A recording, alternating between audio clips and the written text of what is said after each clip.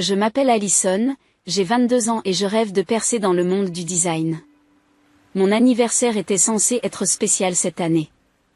J'avais même convaincu mes parents d'organiser un dîner. Ce à quoi je ne m'attendais pas, c'est qu'en arrivant, mon gâteau soit remplacé par un autre sur lequel on pouvait lire « Félicitations Brian », mon petit frère en or volant encore une fois la vedette. Lorsqu'ils m'ont mise à la porte ce soir-là pour cause de jalousie, ils ne se doutaient pas de ce qui les attendait. Avant de continuer, d'où regardez-vous ? Appuyez sur le bouton « J'aime » et abonnez-vous si vous vous êtes déjà senti invisible dans votre propre famille. Croyez-moi, vous voudrez voir comment cela se termine. En grandissant dans la banlieue du Michigan, j'ai toujours été la petite sœur de Brian. Plus âgé que moi de plusieurs années, mon frère était la définition de la perfection aux yeux de mes parents. Alors que la plupart des frères et sœurs sont naturellement en compétition, la nôtre était amplifiée par les comparaisons constantes de nos parents. Brian a encore eu des A, annonçait ma mère Angela au dîner, rayonnante de fierté. Puis elle se tournait vers moi, son sourire s'estompant légèrement. Alison, il pourrait peut-être t'aider en mathématiques. Ce serait bien, non ? Je n'ai jamais été mauvaise à l'école. Je ramenais toujours des B à la maison, avec parfois des A. Mais dans notre foyer, tout ce qui n'était pas parfait était synonyme d'échec. En 3e année, lorsque les réunions parents-professeurs arrivaient, je connaissais déjà la routine. Mes professeurs faisaient l'éloge de ma créativité et de mes capacités artistiques, disant que j'avais un talent extraordinaire pour mon âge. Ma mère hochait poliment la tête, puis demandait immédiatement « Mais qu'en est-il de ses résultats en mathématiques ? S'appliquent-elles suffisamment ?» Mon père Richard était moins évident, mais tout aussi complice. Comptable discret qui croyait aux critères traditionnels de réussite, il tapait dans le dos de Brian lorsqu'il gagnait des concours de sciences, tout en me donnant des réponses distraites du type « c'est bien ». Lorsque je lui montrais mes projets artistiques. J'ai appris très tôt que les chiffres et les formules méritaient de véritables éloges dans notre maison. Ce n'était pas le cas des pinceaux et de la théorie des couleurs. À l'âge de 8 ans, j'ai remporté le premier prix d'un concours artistique régional. Ma peinture a été sélectionnée pour être exposée dans le petit musée de notre ville, ce qui était un grand honneur. La cérémonie était prévue un samedi après-midi. Ce matin-là, Brian a reçu une lettre d'acceptation à un prestigieux programme scientifique d'été. Devinez à quel événement mes parents ont assisté. Je suis restée seule au musée, observant d'autres enfants avec leurs parents fiers, tandis que ma grand-mère Ruth prenait des photos et essayait de combler le vide évident. « Tes parents t'aiment, ma chérie », disait grand-mère Ruth en me serrant l'épaule. Ils ne comprennent tout simplement pas les esprits artistiques. J'étais pareille, et mes parents ne m'ont jamais comprise non plus. Grand-mère Ruth est devenue mon sanctuaire.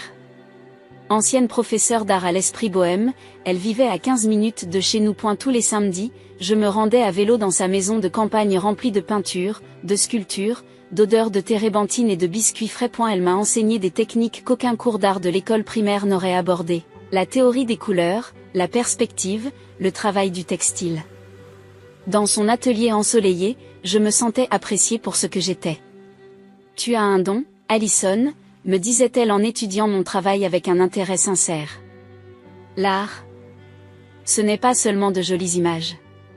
C'est la façon dont certains d'entre nous donnent un sens au monde. Mes anniversaires sont devenus des étapes particulièrement douloureuses. Lorsque j'ai eu 10 ans, ma fête a été reportée parce que Brian avait un tournoi de débat. À 12 ans, mon dîner d'anniversaire s'est transformé en une double célébration lorsque Brian a été nommé président du conseil des élèves le même jour.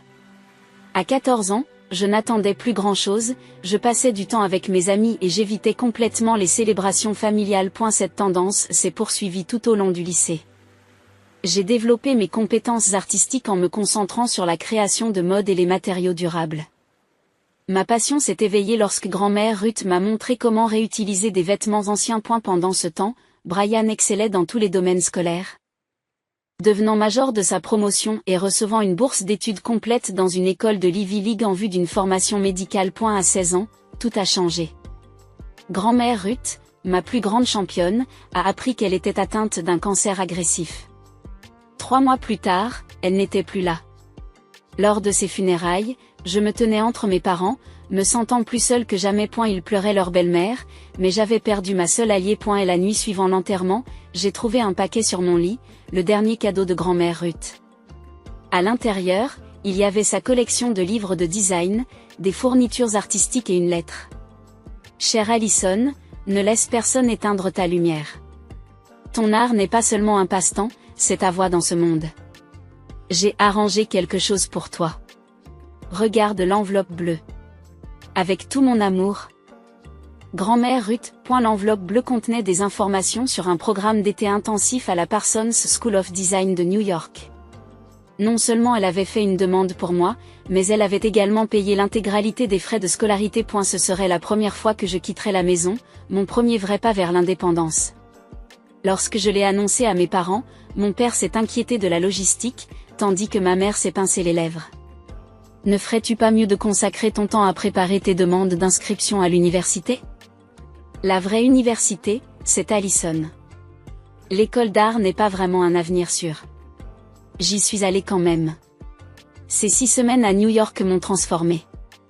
Pour la première fois, j'étais entourée de gens qui parlaient ma langue, qui valorisaient la créativité et l'innovation. Mes professeurs ont fait l'éloge de mes concepts de mode durable. En particulier de mon travail avec des matériaux recyclés. L'un d'eux m'a même suggéré de m'inscrire à leur programme de premier cycle l'année suivante. J'y suis rentrée chez moi avec un portfolio et de la détermination. J'ai posé ma candidature à 5 écoles d'art et de design en secret, en utilisant l'argent que m'avait laissé grand-mère Ruth pour les frais de candidature. Lorsque les lettres d'acceptation sont arrivées, dont une de Parsons avec une bourse partielle, j'ai finalement tenu tête à mes parents. La dispute a duré plusieurs jours. Ma mère insistait sur le fait que je gâchais ma vie. Mon père s'inquiétait des finances et de mon employabilité. Brian, qui était rentré de l'université pour le week-end, a étonnamment pris ma défense. Laissez-la essayer, a-t-il dit à voix basse lors du dîner. Elle est douée pour ça. Elle est vraiment douée. Ma mère l'a regardé avec stupeur, comme s'il avait trahi un pacte familial tacite. Finalement, nous avons fait un compromis. Je suivrai le programme de design de l'université d'État, près de chez moi, mais avec une bonne réputation dans le domaine. Ce n'était pas Parsons, mais c'était un début. Alors que je faisais mes valises pour l'université, j'ai trouvé un autre cadeau de grand-mère Ruth caché dans son vieux carnet de croquis, un médaillon vintage en argent contenant sa photo et une minuscule note manuscrite. L'art exige du courage. Tu as les deux. Depuis, je le porte tous les jours. Les années ont passé rapidement à l'université d'État. Tandis que Brian excellait à l'école de médecine de Princeton, accumulant les honneurs et les récompenses que ma mère partageait avec enthousiasme sur les réseaux sociaux, je construisais tranquillement mon propre chemin. Le programme de design n'était pas celui de Parsons, mais il offrait des bases solides et des opportunités surprenantes. En première année, j'ai trouvé ma voie dans la mode durable. En combinant les concepts des sciences de l'environnement avec un design innovant. Mes professeurs l'ont remarqué, en particulier le professeur Mitchell, qui est devenu le mentor qui me manquait depuis grand-mère Ruth. L'industrie est en train de changer, Allison, m'a-t-elle dit pendant les heures de bureau. La mode rapide détruit notre planète. Vos concepts de textiles biodégradables et de modèles zéro déchet sont exactement ce que recherchent les entreprises tournées vers l'avenir. Au cours de ces années, j'ai développé un petit mais solide cercle d'amis qui me comprenaient. La plus importante était Kate, une connaissance du lycée qui avait repris contact avec moi en 2e année, lorsque nous avions partagé un cours facultatif de sciences de l'environnement. Contrairement à mes amis d'enfance qui se sont éloignés, incapables de comprendre la dynamique de ma famille, Kate a immédiatement perçu la façade. Tes parents sont des narcissiques patentés, a-t-elle déclaré après avoir assisté à un dîner familial particulièrement douloureux auquel elle avait été invitée. Et ils ont fait de ton frère l'enfant chéri. Ce n'est pas votre faute, et ce n'est pas la sienne non plus, mais vous devez reconnaître le schéma. Le point de vue de Kate, étudiante en psychologie, m'a aidé à nommer ce que j'avais vécu toute ma vie. Avec ses encouragements, j'ai commencé à fixer des limites, à limiter les visites à domicile, à filtrer les appels de ma mère, à m'entraîner à répondre aux commentaires passifs agressifs. Peu à peu, j'ai retrouvé ma confiance en moi. En dernière année, j'ai remporté 2 concours régionaux de design et j'ai effectué un stage auprès d'une marque de mode durable, petite mais respectée, à Chicago. Ma collection de fin d'études a été sélectionnée pour la prestigieuse exposition de fin d'année de l'université, à laquelle assistaient des professionnels de l'industrie. Les choses se mettaient enfin en place sur le plan professionnel, même si ma famille n'était pas impressionnée. À l'approche de mon 22e anniversaire, fin avril, j'ai ressenti un mélange familier d'espoir et de crainte. Une partie de moi aspirait toujours à l'approbation de mes parents, souhaitait toujours cet anniversaire parfait où je me sentirais vraiment célébrée pour ce que j'étais. Kate m'a mis en garde contre les risques de déception, mais je n'ai pas pu m'en empêcher. Cette année sera différente, lui ai-je dit alors que nous prenions un café entre deux cours. Je suis sur le point d'obtenir mon diplôme. J'ai eu quelques succès, et Brian ne sera même pas là puisqu'il fait son stage à l'hôpital de Baltimore. Kate m'a jeté son regard sceptique breveté. Et qu'est-ce qui te fait penser qu'ils vont soudainement voir ta valeur maintenant? J'ai haussé les épaules en traçant le bord de ma tasse de café. Maman a appelé pour proposer un dîner chez eux. Elle a dit, je cite, que nous devrions fêter ton anniversaire comme il se doit cette année. C'est un progrès, non? L'expression de Kate s'est adoucie. Protège ton cœur, d'accord? Prévois peut-être des plans de secours avec nous pour plus tard, quelle que soit l'issue du dîner. Mes amis avaient déjà organisé une petite fête pour le samedi suivant mon anniversaire, un dîner dans mon restaurant thaïlandais préféré et une soirée dansante. Mais mon véritable anniversaire était le mercredi, et quelque chose en moi avait encore besoin de cette reconnaissance familiale. Et la semaine précédant mon anniversaire, je me suis lancée dans les préparatifs. J'ai acheté une nouvelle robe, un modèle bleu d'inspiration vintage que j'ai modifié avec des matériaux durables pour m'entraîner à ma dernière collection. J'ai même fait des folies en allant chez le coiffeur. Chose que je justifiais rarement avec mon budget d'étudiante serré. Ce que je n'avais dit à personne, pas même à Kate, c'est que j'avais participé au concours Sustainable Future Design Competition, l'un des concours les plus prestigieux pour les designers émergents. Le Grand Prix comprenait une bourse de $100 000 pour le développement d'une ligne de mode écologique et un stage rémunéré d'1 an à Paris. J'avais présenté mon dossier sur les tenues de soirée biodégradables, des robes de soirée qui pouvaient être compostées après avoir été portées et qui retournaient complètement à la terre en 6 mois. 2 jours avant mon anniversaire, j'ai reçu un courriel. J'étais l'une des 5 finalistes. On me convoquait à New York dans 3 semaines pour la présentation finale. J'ai regardé mon téléphone avec incrédulité, lisant le message 10 fois pour m'assurer que je n'avais pas d'hallucination. Mon premier réflexe a été d'appeler mes parents pour leur annoncer la nouvelle. Mais quelque chose m'a retenu. Des années de déception m'avaient appris la prudence. Au lieu de cela, j'ai décidé de leur annoncer la nouvelle lors de mon dîner d'anniversaire, lorsque nous serions face à face. Peut-être que cette réussite, le fait d'être reconnu par les leaders du secteur, leur ferait enfin comprendre que ma voix était légitime. Et la veille de mon anniversaire, j'ai appelé Brian pour lui faire part de mon enthousiasme à la fois pour le dîner et pour la nouvelle du concours. C'est incroyable, Ali, m'a-t-il dit, l'air sincèrement impressionné. Le concours, c'est énorme. Tu vas le dire à papa et maman demain, ? Je pense que oui, ai-je répondu en faisant tourner le médaillon de grand-mère Ruth entre mes doigts. Si le moment est bien choisi. Il y a eu une pause au bout du fil. Il faut juste gérer tes attentes, d'accord? Tu sais comment ils sont. Ils m'ont invité à dîner, Brian. Pour mon anniversaire, ça doit vouloir dire quelque chose, non? Encore une pause. C'est vrai, a-t-il finalement dit. Bien sûr, nous avons discuté un peu plus de sa rotation et de ma prochaine remise de diplôme avant de raccrocher. Malgré son avertissement, je me suis endormie pleine d'espoir. Demain, j'aurai 22 ans. Peut-être que ce serait enfin mon tour de briller aux yeux de mes parents. Le jour de mon anniversaire s'est levé clair et lumineux, le genre de journée printanière parfaite qui semble avoir été conçue pour être fêtée. J'ai passé la matinée en classe, recevant des textos de mes amis et un message vidéo particulièrement gentil de Kate qui chantait un joyeux anniversaire. Mon père m'a envoyé un simple joyeux anniversaire, ma fille, tandis que le message de ma mère me rappelait que le dîner était à 18h30 précise et qu'il fallait porter une belle tenue. Je suis arrivée à la maison de banlieue de mes parents à 18h25 exactement, lissant ma robe bleue en marchant dans l'allée de briques qui m'était familière. J'ai tout de suite remarqué quelque chose d'étrange. Il y avait au moins 6 voitures garées dans l'allée et le long de la rue. Mes parents recevaient rarement, et ils n'avaient certainement pas mentionné d'autres invités pour mon dîner d'anniversaire. Une bouffée d'angoisse m'a traversé l'estomac. Avait-il prévu une fête surprise? Ce serait sans précédent. Ou bien ces voitures n'avaient-elles rien à voir avec mon dîner? J'ai serré le petit portefeuille que j'avais apporté et qui contenait des images imprimées de mes projets de concours, soudain incertaine à l'idée de partager ma nouvelle. En m'approchant de la porte d'entrée, j'ai entendu le murmure de plusieurs conversations et des rires occasionnels à l'intérieur. Prenant une profonde inspiration, j'ai sonné à la porte au lieu d'utiliser ma clé. D'une certaine manière, je ne me sentais pas à l'aise en entrant. Mon père ouvrit la porte. L'air étonnamment formel avec sa chemise boutonnée et sa cravate. « Allison, te voilà », dit-il. Son accueil était joyeux mais distrait, et il se retournait déjà vers le salon lorsque je suis entrée. Et la maison était remplie de monde, la famille, les amis, les proches, mes parents, mes collègues.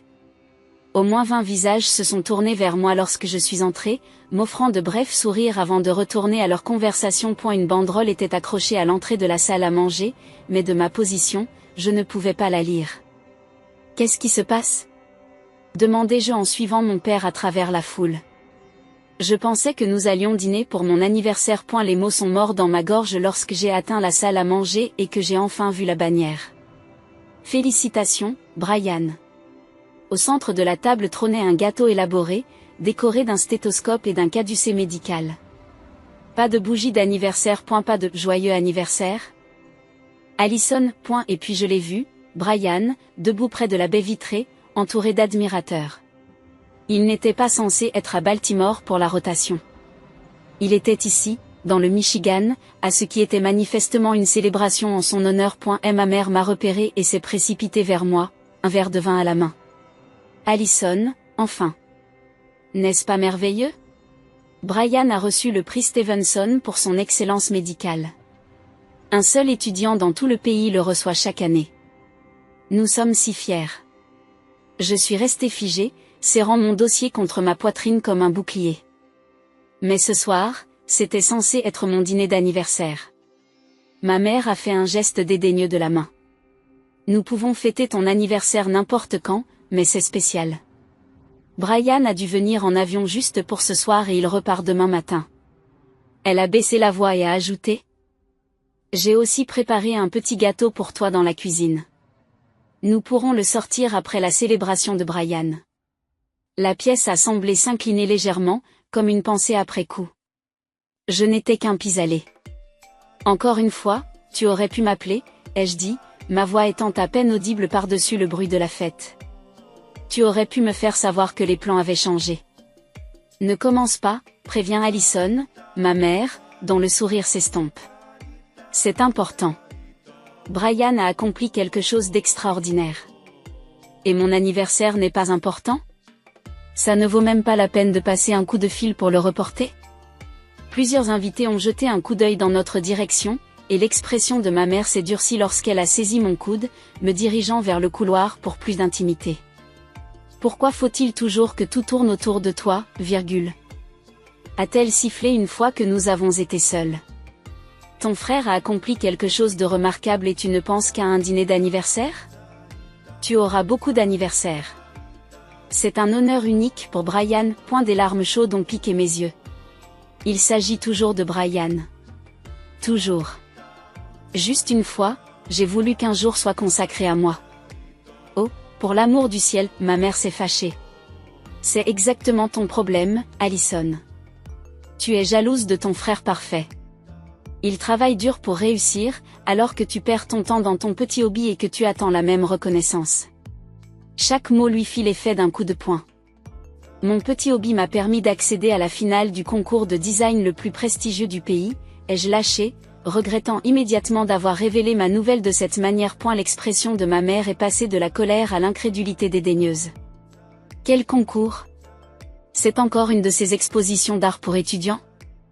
Avant que je puisse répondre, mon père est apparu dans le couloir.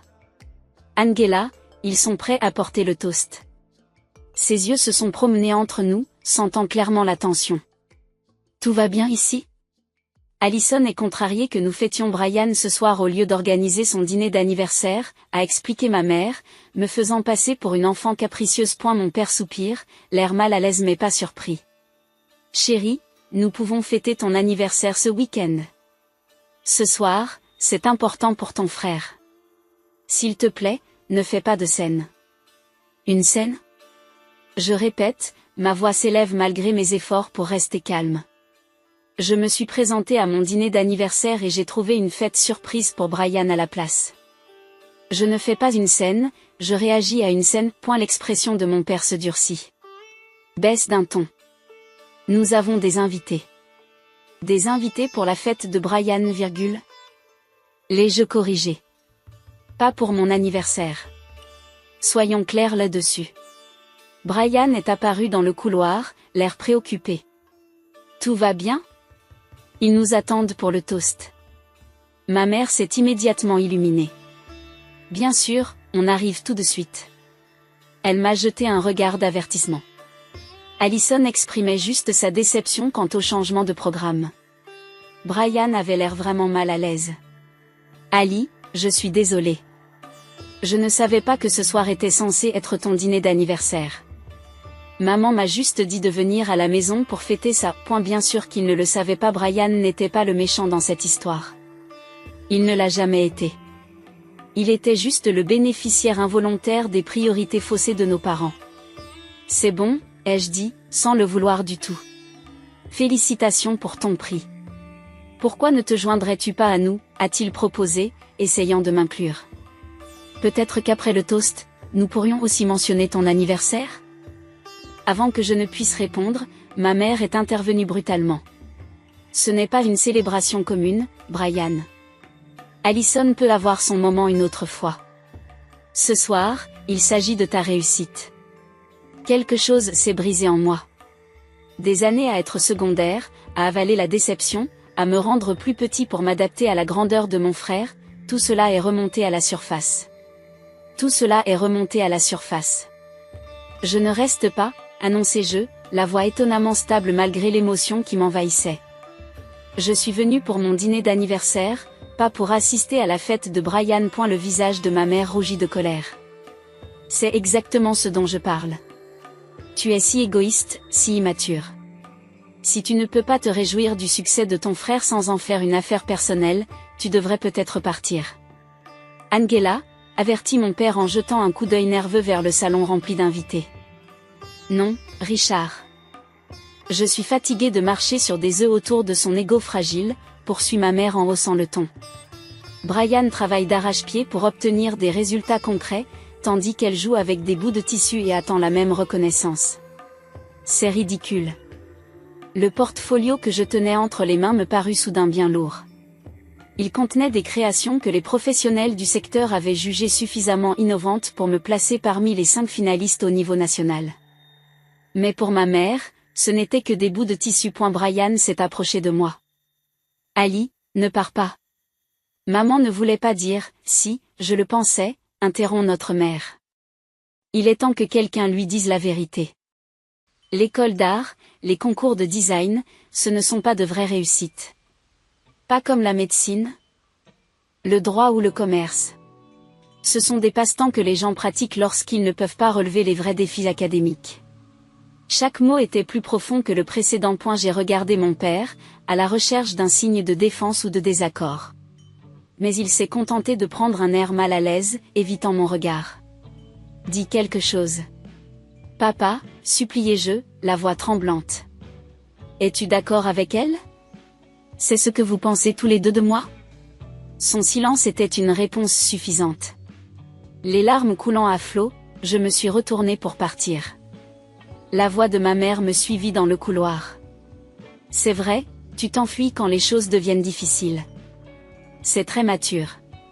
Si tu veux te comporter comme un enfant le jour de ton anniversaire, vas-y, mais ne t'attends pas à ce que nous le fassions. Et si tu passes cette porte, ne reviens pas avant d'avoir grandi et d'être capable de soutenir cette famille. Je me suis arrêtée devant la porte d'entrée, me retournant pour leur faire face une dernière fois. Mon père avait l'air peiné mais silencieux. Ma mère se tenait debout, les bras croisés, inflexible. Brian se tenait entre eux, le conflit se lisant sur son visage. Je ne reviendrai pas, ai-je dit à voix basse. Pas tant que vous ne me verrez pas pour ce que je suis, et non pas pour ce que vous vouliez que je sois. Sur ce, je suis sortie dans l'air du soir, la porte se refermant fermement derrière moi. Alors que j'atteignais ma voiture, j'ai entendu le bruit étouffé des applaudissements et des acclamations à l'intérieur, le toast pour Brian commençant juste à l'heure prévue. J'ai roulé sans but dans des rues familières, les larmes brouillant ma vision, jusqu'à ce que je m'arrête enfin sur le parking de Riverside Park, l'endroit où grand-mère Ruth et moi avions l'habitude de faire des croquis le dimanche après Dash midi. Et la soirée de printemps était de plus en plus fraîche.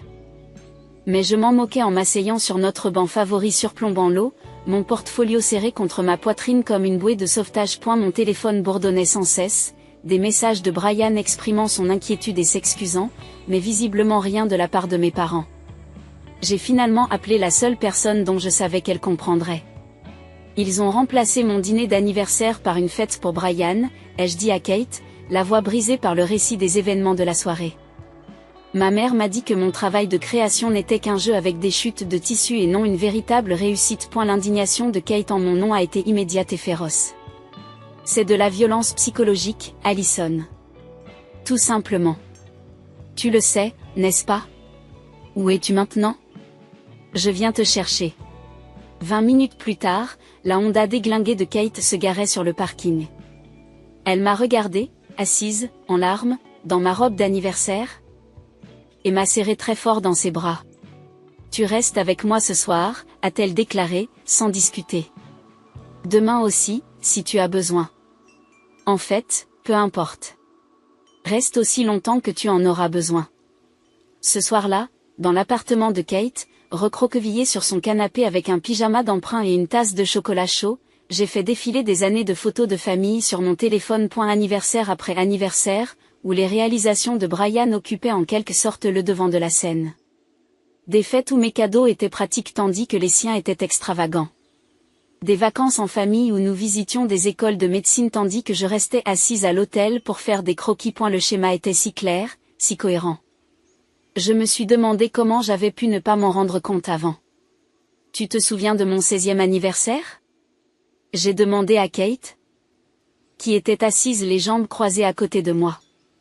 Ils m'ont offert une calculatrice scientifique parce que Brian avait dit que j'en aurais besoin pour la physique à l'université. Même si tu leur avais déjà dit que tu voulais étudier l'art, a ajouté Kate en roulant des yeux. Classique, point. Et mon dîner de fin d'études a été consacré au stage de recherche de Brian. Kate a hoché la tête d'un air maussade. J'étais là pour ça. Ta mère a passé 20 minutes à montrer à tout le monde sa lettre d'acceptation. Plus nous parlions, plus les exemples se multipliaient, créant une mosaïque douloureuse de licenciements systématiques. Au matin, ma tristesse s'était transformée en quelque chose d'autre. Un mélange de colère et de détermination qui ne m'était pas familier mais qui était nécessaire. Et la semaine suivante s'est déroulée dans un brouillard d'émotions. Je suis restée avec Kate, assistant machinalement au cours tout en digérant la finalité des paroles de ma mère. Brian m'envoyait des messages quotidiens, de plus en plus inquiet lorsque je ne rentrais pas à la maison ou que je ne répondais pas aux éventuels messages de nos parents, au texte laconique de mon père qui me demandait quand je reprenais mes esprits, et à un message vocal remarquablement dépourvu d'excuses de ma mère qui suggérait que je réagissais de manière excessive, comme d'habitude. Ils sont incapables de voir ce qu'ils ont fait de mal, ai-je dit au professeur Mitchell pendant les heures de bureau, après lui avoir fait part de la situation lorsqu'elle a remarqué ma distraction en classe. Est-ce que j'ai tort de renoncer à ce qu'ils me comprennent un jour? Le professeur Mitchell a retiré ses lunettes d'un air pensif. La famille, c'est compliqué, Allison. N'ayant pas parlé à mon propre père depuis 15 ans, je peux vous dire que la distance est parfois nécessaire pour votre propre bien-être. La question est de savoir de quoi vous avez besoin maintenant pour aller de l'avant. Ce dont j'avais besoin, c'était de me sentir valorisée, de voir mon travail pris au sérieux. Mais à mesure que les jours passaient et que la date limite du concours approchait, je me suis retrouvée dans une spirale de doute. Et si ma mère avait raison, et si le stylisme durable n'était qu'un passe-temps et non une véritable carrière, la voix dans ma tête qui ressemblait habituellement à celle de grand-mère Ruth était noyée par le ton dédaigneux de ma mère.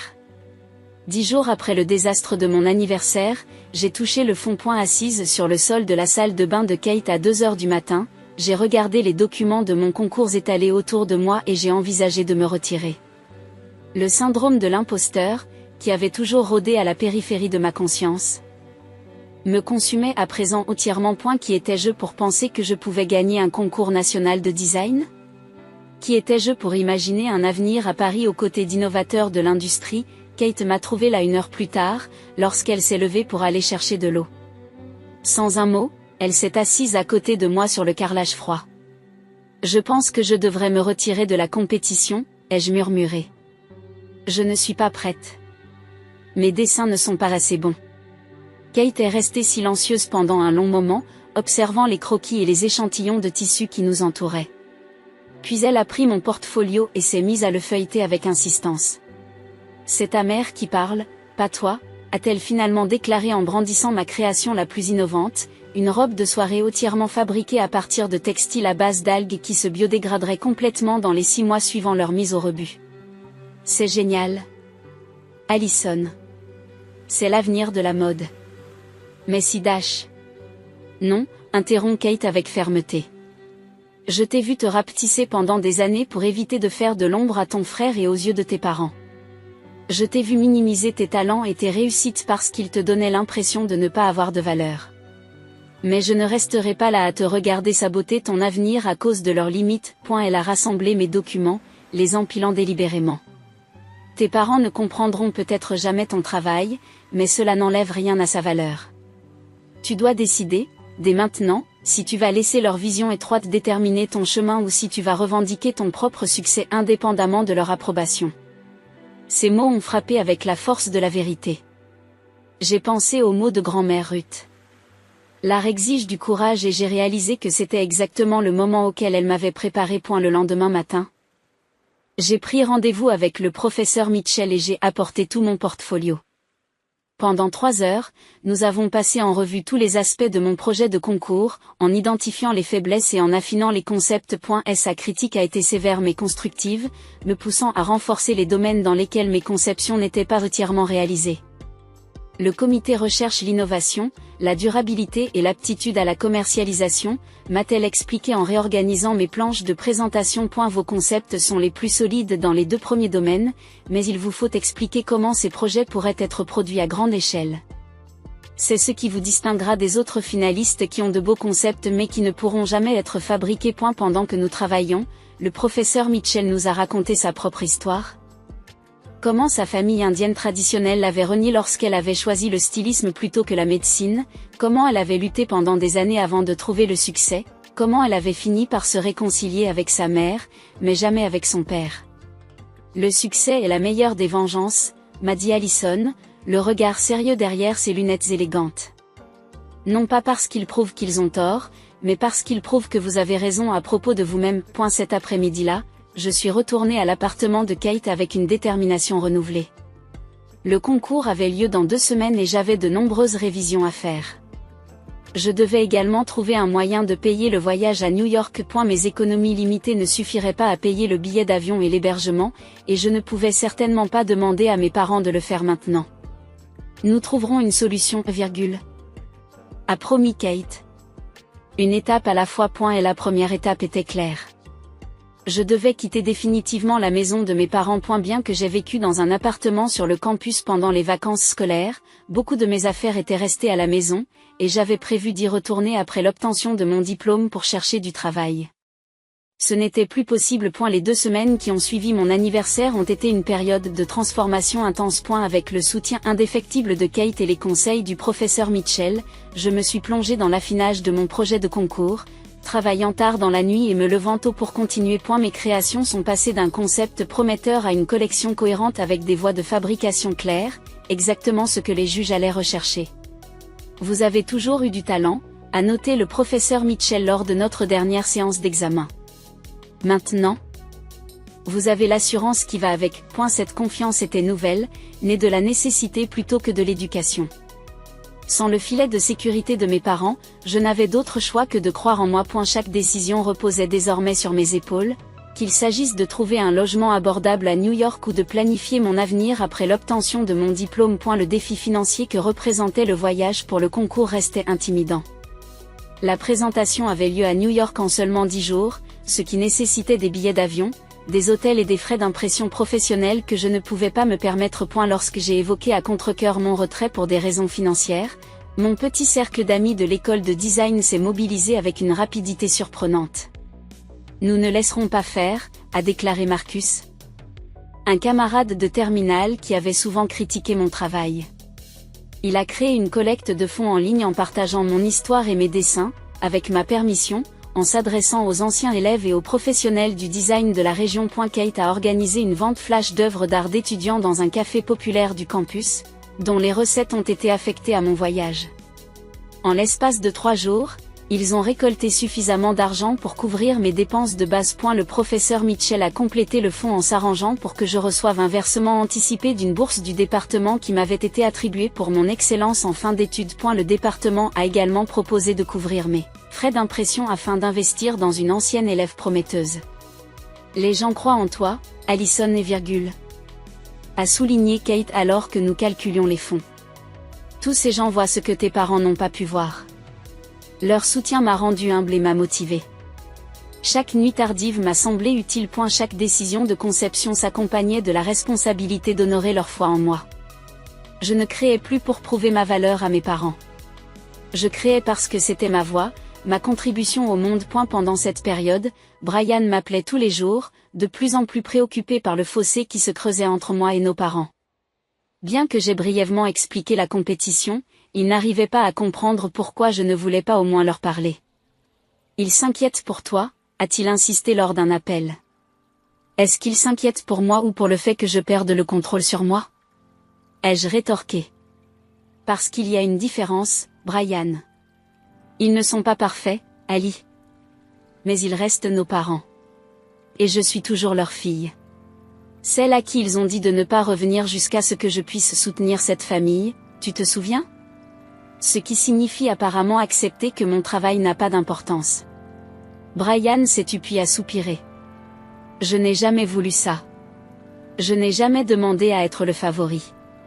Je sais, dis-je doucement. Ce n'est pas de ta faute.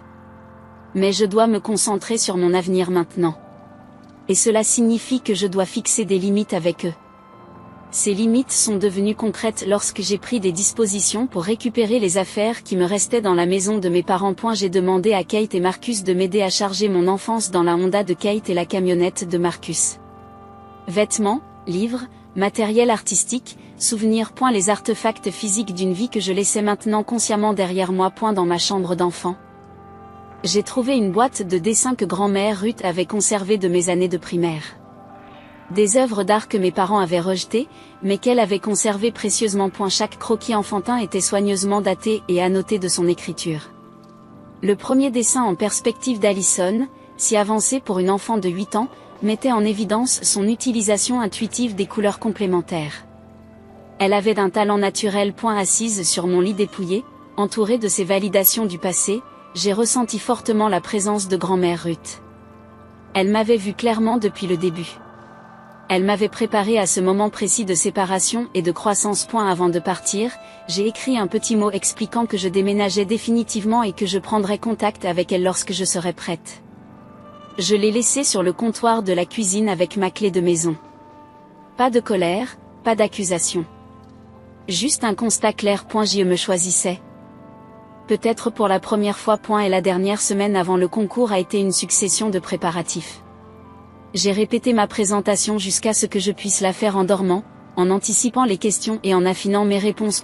Ma collection de vêtements de soirée durables, que j'avais baptisée Élégance éphémère, a été entièrement réalisée à l'aide de dessins techniques détaillés, d'échantillons de matériaux et de prototypes que j'avais construits. Et la veille de mon départ pour New York, je me suis assis avec Kate sur son petit balcon, partageant une bouteille de vin bon marché et regardant les étoiles.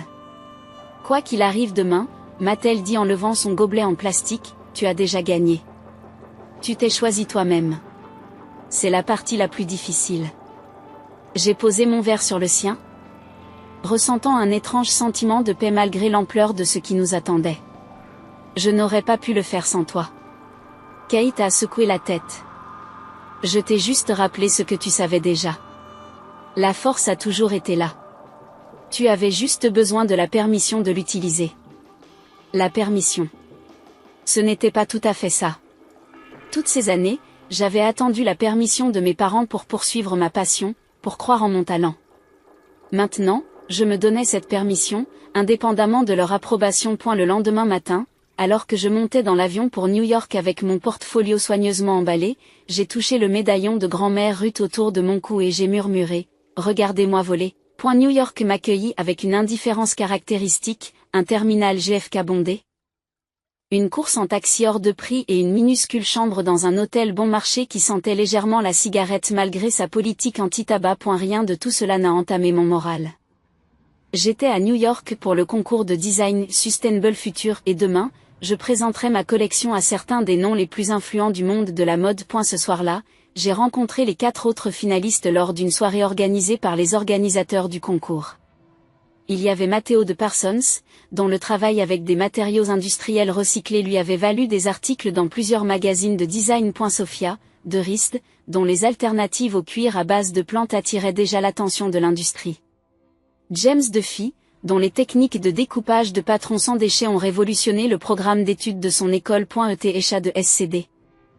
Dont les textiles alimentés par l'énergie solaire combinaient technologie et durabilité de manière révolutionnaire. Parmi ces créateurs innovants issus d'écoles prestigieuses, mon syndrome de l'imposteur menaçait de refaire surface. Je venais de quitter l'université d'État d'Allison avec mes vêtements biodégradables qui m'avaient semblé si impressionnants dans le Michigan, mais qui me paraissaient désormais ordinaires dans cette entreprise. Première compétition ? A demandé Sophia, remarquant mon énergie nerveuse alors que nous examinions l'espace de présentation. J'ai hoché la tête, ajustant mon écran pour la 5e fois. C'est évident, hein ? Ai-je répondu. Elle a souri gentiment. Nous sommes tous nerveux, croyez-moi. Mais votre travail est incroyable. J'ai remarqué vos textiles à base d'algues pendant l'installation. Le drapé est incroyable. Comment avez-vous obtenu ce niveau de flexibilité ? Son intérêt sincère m'a pris au dépourvu. Bientôt. Nous étions plongés dans une discussion technique sur les structures de biopolymères et l'ingénierie textile. James et Matteo se sont joints à nous, chacun apportant son point de vue et posant des questions réfléchies sur mon processus. Pour la première fois, je discutais avec des pairs qui parlaient mon langage, qui comprenaient les défis et les possibilités de la conception durable au niveau moléculaire. C'est ce qui me manquait, ai-je réalisé alors que nous continuions à discuter pendant le dîner. Ce n'était pas seulement une validation, mais une communauté, des gens qui pouvaient pousser ma réflexion et élargir ma vision. Des retours dans ma chambre d'hôtel, j'ai apporté les derniers ajustements à ma présentation et j'ai sombré dans un sommeil épuisé, rêvant de robes de bal biodégradables flottant au gré des courants marins et se transformant en jardin de fleurs de mer. Le matin est arrivé trop vite. Sur le lieu du concours, une galerie aux lignes épurées située à Chelsea. J'ai installé mon stand avec des mains étonnamment stables. Les juges allaient voir chaque finaliste individuellement, leur accordant 20 minutes pour la présentation et les questions. J'étais programmé en 3e position, ce qui me laissait 90 minutes d'attente anxieuse. Alors que mon temps de parole approchait, une voix familière a appelé mon nom. Je me suis retourné et j'ai trouvé Brian, vêtu d'un costume et qui n'avait pas du tout l'air à sa place parmi les gens de la mode. Brian, soufflai-je, momentanément persuadé d'être victime d'une hallucination. Qu'est-ce que tu fais ici ? Comment as-tu pu connaître Dash ? Kate me l'a dit, expliqua-t-il, l'air penaud. Je l'ai appelé quand tu ne répondais pas à mes textos. J'ai pris le premier vol que j'ai pu avoir. Je ne manquerai pas ça, Ali. Avant que je puisse répondre, une coordinatrice de concours est apparue. Alison Parker. Les juges sont prêts à t'accueillir. Brian m'a serré la main. Tu as tout ce qu'il faut. J'arrive tout de suite. En entrant dans la salle des juges, j'ai eu l'impression d'entrer dans une autre dimension. 5 leaders de l'industrie étaient assis derrière une longue table, le directeur de la création d'une grande maison de couture, le responsable du développement durable d'un conglomérat de luxe, un journaliste de mode influ, un innovateur textile renommé et le fondateur du concours, un designer chevronné qui a été le pionnier des pratiques durables des décennies avant qu'elle ne soit à la mode. 20 minutes, ce n'est pas long pour présenter toute une vie de passion, mais j'ai trouvé ma voie. J'ai expliqué comment l'influence de ma grand-mère avait façonné mon orientation vers le développement durable. Comment mes vêtements de cérémonie biodégradables répondaient à la fois aux préoccupations environnementales et à la demande du marché pour des vêtements d'occasion. J'ai montré comment mes tissus à base d'algues pouvaient être produits à grande échelle, en utilisant les infrastructures de fabrication existantes, réduisant ainsi les obstacles à l'adoption par l'industrie. Les questions ont fusé rapidement. Quel est le coût de production par rapport aux matériaux traditionnels ? Comment répondriez-vous aux préoccupations des consommateurs concernant la longévité des vêtements? Vos techniques de construction peuvent-elles être adaptées à des applications de prêt-à-porter? À chaque réponse, je me sentais plus confiante, plus certaine d'être à ma place dans cette salle avec ces experts. À la fin de mon temps de parole, le fondateur du concours m'a posé une dernière question. Pourquoi les vêtements de cérémonie en particulier? La plupart des créateurs de vêtements durables se concentrent sur les vêtements de tous les jours. J'ai pensé à tous les moments importants de la vie. Les remises de diplômes, les mariages, les célébrations, immortalisées par des photographies et des souvenirs. Parce que les occasions spéciales méritent une attention particulière, j'ai répondu que ce sont les vêtements dont on se souvient, ceux que l'on photographie et que l'on chérit. Et si nous parvenons à rendre ces moments importants respectueux de l'environnement, sans sacrifier la beauté ou la signification, nous changerons le discours selon lequel la durabilité est un compromis. Elle a hoché la tête d'un air pensif, en prenant une dernière note. Alors que je rassemblais mon matériel, l'innovateur textile s'est penché en avant. Votre grand-mère serait fière, a-t-il dit à voix basse, en faisant un geste vers le médaillon que j'avais inconsciemment touché tout au long de ma présentation. Dehors. Brian m'attendait avec un bouquet de fleurs sauvages cultivées de manière durable. Tu es extraordinaire, a-t-il dit simplement. Je l'ai toujours su, mais en te voyant là-dedans, tu es dans une toute autre catégorie, Ali. Nous avons passé l'après-midi à explorer New York, en évitant soigneusement de parler de nos parents. Brian a raconté des anecdotes de l'école de médecine qui ont révélé ses propres difficultés à répondre aux attentes de nos parents, la pression pour être parfait, la peur de les décevoir, l'épuisement d'être toujours performant. Je ne suis pas aussi fort que toi, a-t-il admis, alors que nous étions assis à Central Park. Je n'ai jamais eu le courage de les défier. Il ne s'agit pas de défier, l'ai-je corrigé. Il s'agit d'authenticité. Vivre sa vérité même si elle dérange les autres. Votre vérité est-elle une mode durable, a-t-il demandé, souriant au jeu de mots. J'ai acquiescé. Réalisant à quel point je me sentais sûre de moi. Elle l'a toujours été. J'avais juste besoin de croire qu'elle avait de la valeur. La cérémonie de remise des prix s'est déroulée ce soir-là sur un toit surplombant l'horizon de la ville.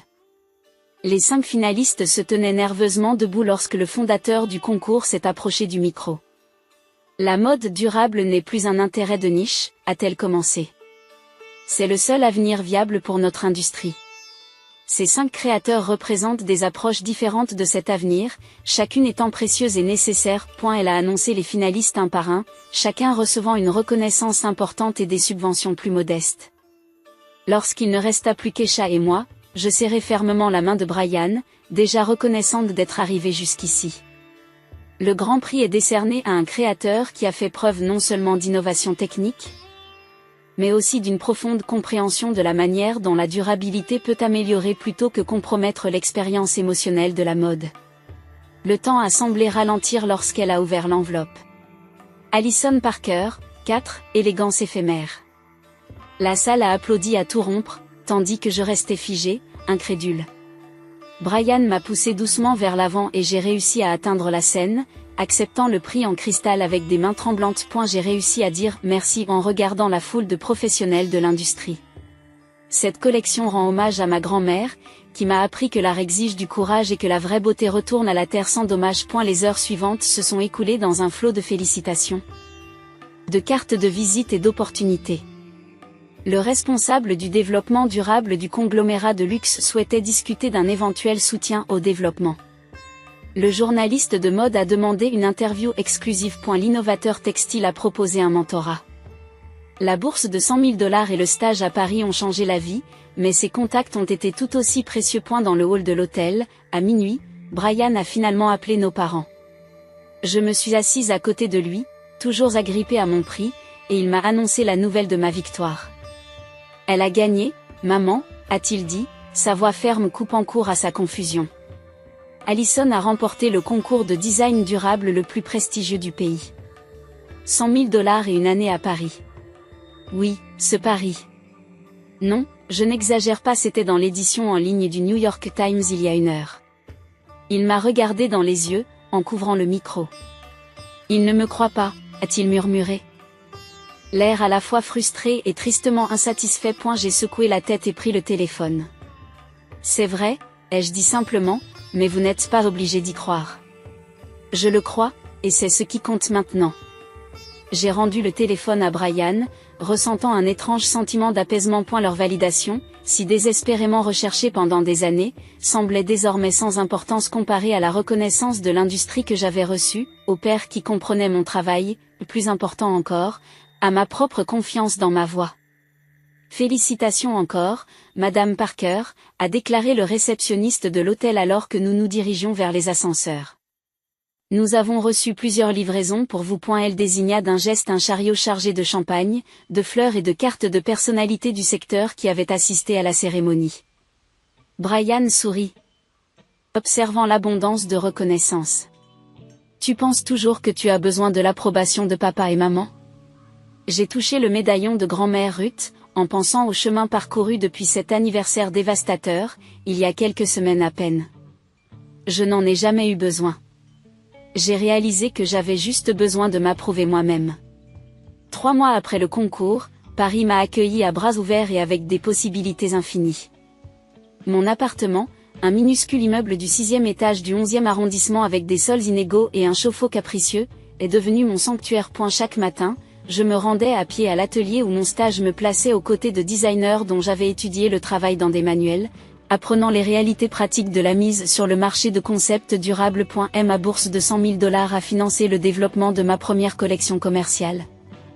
Ce qui m'a permis d'affiner mes textiles biodégradables et d'établir des relations avec des fabricants éthiques. Des publications spécialisées ont présenté mon travail dans des articles sur le développement durable, et mon audience sur les réseaux sociaux a augmenté à mesure que les consommateurs soucieux de l'environnement découvraient mes créations. Pendant tout ce temps, Kate est resté mon point d'ancrage. Nos appels vidéo quotidiens ont comblé la distance physique. Elle avait accepté un poste de chercheur en psychologie à Boston, axé sur la dynamique familiale et la résilience. Inspirée, dit-elle, par l'observation de mon parcours. Vous devriez écrire un livre. C'est ce qu'elle a suggéré lors d'un appel nocturne, du bouc émissaire familial à la pionnière de la mode. C'est l'histoire ultime de la rédemption. J'ai ri, en faisant un geste autour de mon minuscule appartement. Laissez-moi d'abord conquérir la mode durable. Puis je m'attaquerai à l'édition. Mes relations avec mes parents sont restées compliquées. 2 semaines après le concours, mon père m'a envoyé un bref courriel. Alison, j'ai vu l'article sur ton prix dans la section des affaires. C'est impressionnant.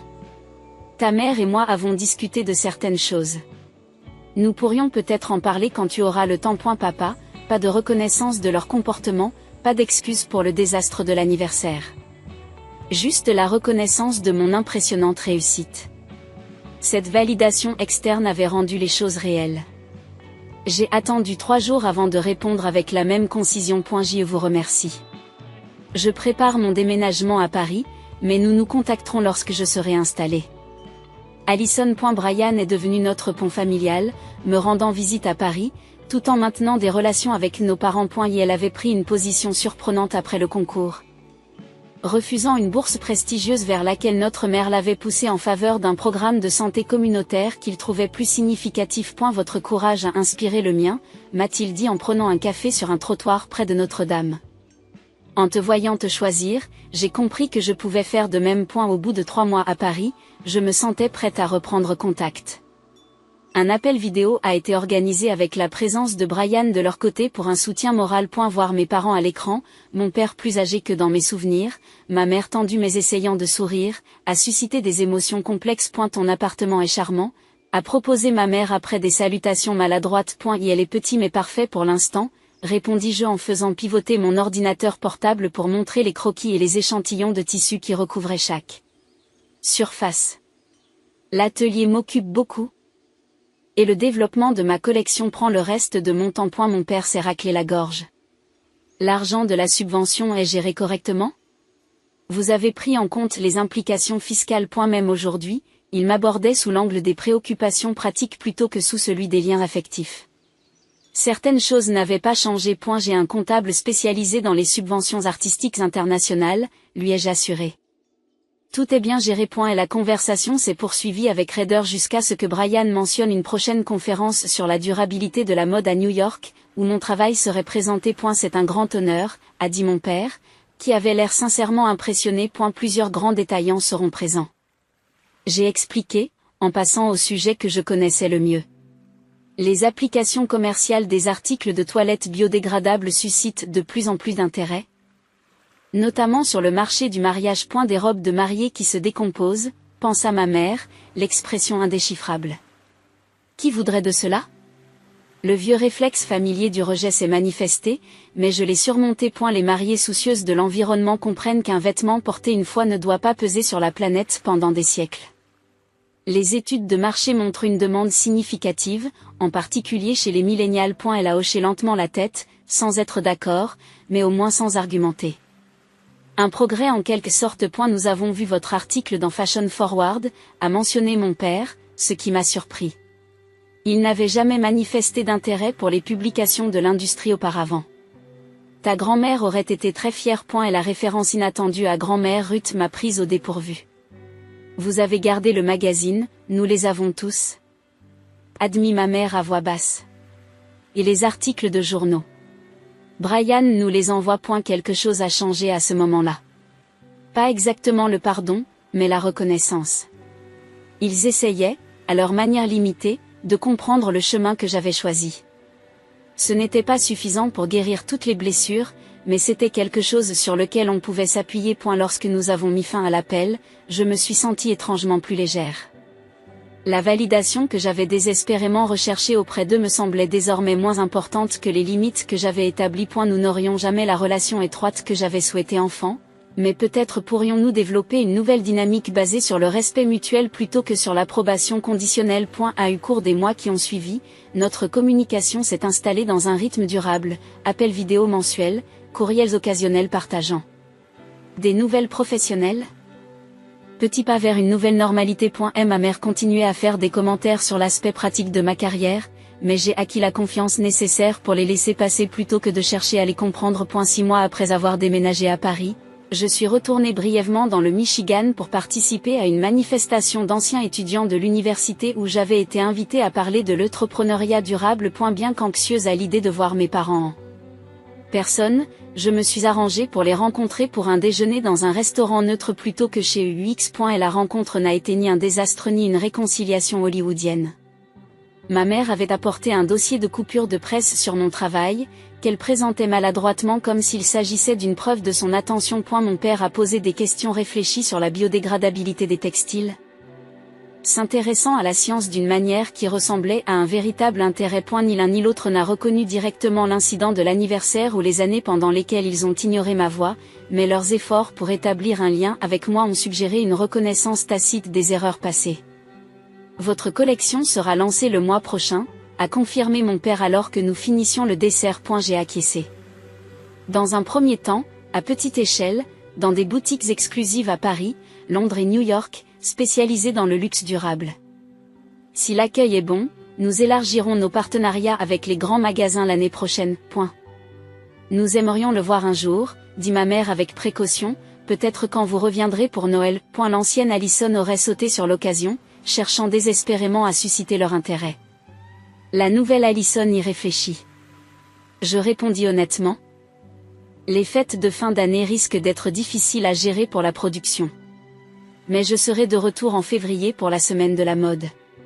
Ce sera une meilleure occasion de vous montrer la collection comme il se doit. Fixer des limites ne signifie pas rejeter la connexion. Cela signifiait établir des conditions saines.